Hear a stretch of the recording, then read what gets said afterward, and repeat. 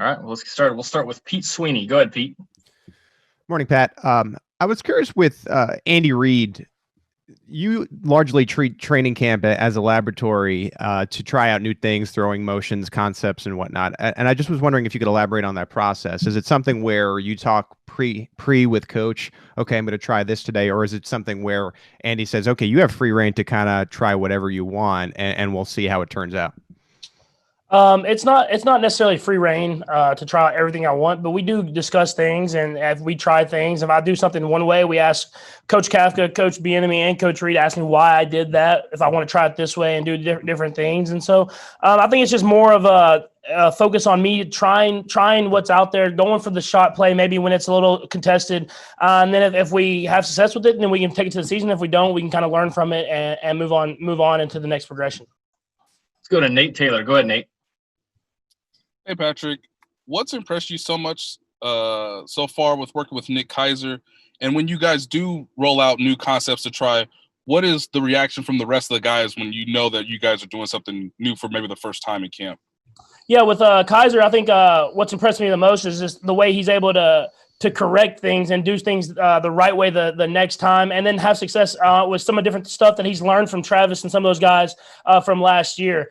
You're really seeing his game evolve. You're seeing how he's seen how the older guys that have done it and had success with it, and he's adding that to his game, and then he's finding stuff that he's good at, and he's going out there and having success with that. And so when you have guys like that can learn from the veteran guys that we have on this team, then you have guys that can go out there and have success on the field. Let's go to Seren Petra. Go ahead, Seren. Patrick, I'm curious, we don't have a game, right, that we're looking back on and second guessing on not going for it on fourth down. So I'm just curious, what goes through your mind with what this offense has been able to do, what you've been able to do, just your mindset on a 4th and 3, a 4th and 4. Are you all the metrics say that those are downs that certainly powerful offenses should be going for. Is that something you sit and lobby for and you'd like to see this team do more of? Yeah, I mean, I want to go for it every time, no matter what situation it is. But no, it's a thing where I trust the coaching staff. I know that we have a great coaching staff. We have a great analytic department. We have everything that know when and where we should go for it. And Coach Reid has a good feel for the game, which I think is the biggest thing on it. He has a feel for the situation, how the offense, defense, special teams are playing, and he usually puts us in the right position that if we're going for it, we're in a good spot. That if it doesn't work out, the defense come out and get a stop, or if it does work out, we can continue to move forward and have success. Let's go to Adam Teicher. Go ahead, Adam. Hey, Pat, I have a question about Travis Kelce. Everybody sees him doing his own reality dating show and or drinking beer at the Final Four or whatever and sees that side of him. But you're his teammate. You've seen the football side of him. Tell me a story or two that sort of illustrates maybe how serious he is about football and how important this is to him. Yeah, I think his understanding of coverages and how he runs routes is special. I think that's what's the best thing about his game. I mean, obviously he's physically gifted. He's a mismatch for guys on the field, linebacker, safeties, no matter corners, whoever it is. But the way he's able to run routes versus coverages and adjust his routes to be right in the right spot at the right time is special. It's something that helps me out a ton. And you see it, I think, in the playoff game last year when he ran an out route and then kind of brought it back in, and I threw it to him. And it's stuff that not everybody understands, but I think it's just him thinking like a quarterback and understanding the whole concept of the play and getting other people open and getting himself open when he needs to get open. Let's go to Steve Walls. Go ahead, Steve. Hey, what's up, Patrick? How you doing? Hey, we'll be talking to D-Rob today, and I'd like to know from you, what exactly does he bring to this offense? And also, he probably could have signed with, any other team in the offseason, right? But he chose to come back with you guys. A lot of times from the outside looking in, people don't exactly understand how much of a tight-knit group friendship that you have away from the stadium. How much did you guys talk this offseason, and did you have to convince him to come back at all? Yeah, I think the like you said, it's a good friendship, and the receiving room, the quarterbacks, the whole offense. And so it wasn't that I tried to convince him to stay. I mean, he made that decision. He wanted to be a part of this. He wanted to be a part of this team. But I think it was more of me wanting him to do what's best for him and his family. And I think he thought what's best for him was being here with us, being a part of this culture, being a part of this team and this community. And like you said, I mean, he's a guy that can be a number one receiver in several different places. And he understands his role in this offense. When he gets in, you see he makes plays when his opportunity is called. And it's nice to have a guy that's on the same page as me. If you see all those scrambles, all those different stuff, he's always on the same page as I am. And he's someone that works extremely hard. He blocks for other guys, and he's someone that's a special player in that room that I'm glad it's on our team. Let's go to Darren Smith. Go ahead, Darren. Hey, Patrick, I got a couple questions for you. One, I know that you believe in Andy's play calling, your abilities, your teammates, and the defense.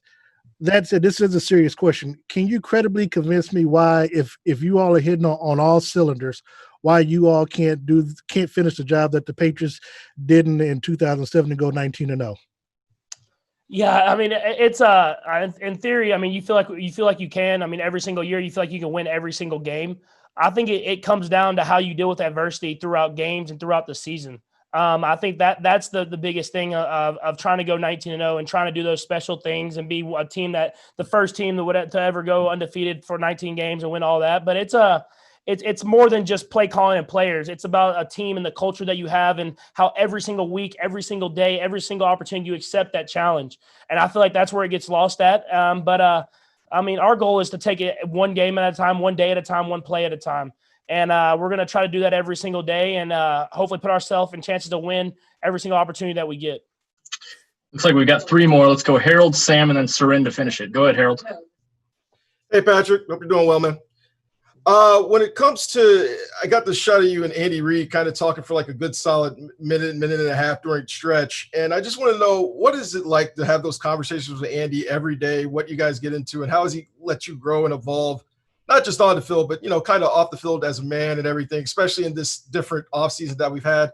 And I also want to ask you about, obviously, it would have been the birthday of Kobe Bryant. Just kind of, I know you went through it during the Super Bowl, but knowing that was still this year, amazingly, and then just what you kind of learned from him about competition, along with, Michael Jordan, since you saw The Last Dance. Yeah, so the first part with Coach Reid and this whole coaching staff in general, I think it's just a lot of good people that love the sport that they do, and they love coaching football and being part of the culture, and they also love to really, I don't know what the best way to really bring out the best person that they can bring out in the player that they have. And so with Coach Reid, if it's as far as trying to figure out the best way to run a play or the best way to be a part of the community, he's going to give you his best advice from stuff that he's learned.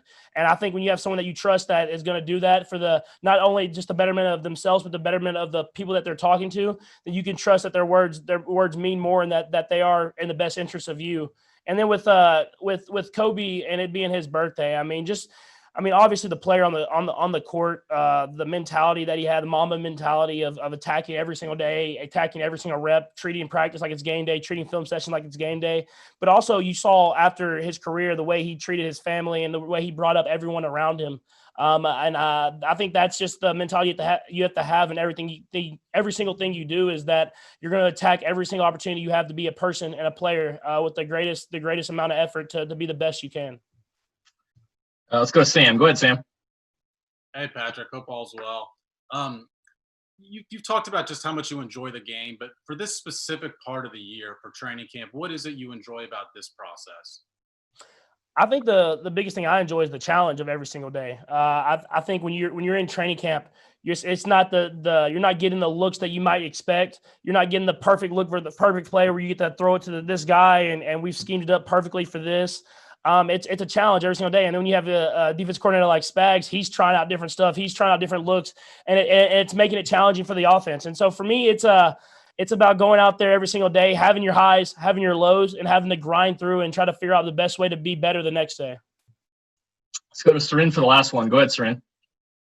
Patrick, yesterday you got a chance to have the fans out around you, and I know you guys feed off that. I mean, we've seen how excited you get in moments and kind of looking up at the fans and everything. But since you guys have been so isolated, was there kind of a whoa moment, like maybe not fear, right? I don't think you walked out there afraid, but just kind of how different it was. And there's been conversation back and forth about fans wearing or not wearing masks. You guys have taken such precautions, and it seems like, we see you guys walk in every time and you're even asking guys, hey, can I take the mask off? It's obvious that it's a very strict protocol around there. Did seeing some of the fans who had taken the masks off, did that kind of, bother you because it's so ingrained in what you're doing?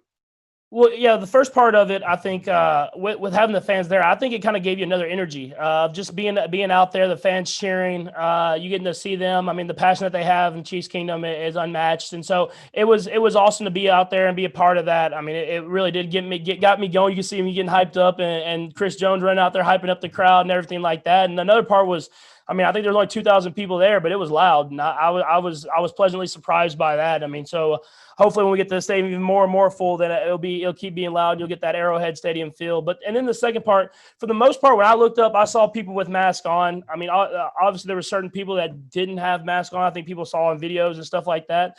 But it's a learning process. It's something that I'm sure the chief security and everybody will really emphasize the fans that we have to have the mask on.